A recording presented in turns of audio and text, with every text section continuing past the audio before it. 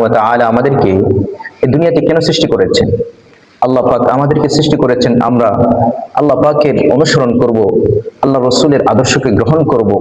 কিন্তু বর্তমান পৃথিবীতে মুসলমানদের যে দুরবস্থা, মুসলমানদের যে কষ্ট, তার এক নম্বর কারণ হলো মুসলিম জাতি আল্লাহ পাকের হুকুম ছেড়ে দিয়েছে, মুসলিম জাতি রসুলের আদর্শকে ছেড়ে দিয়েছে।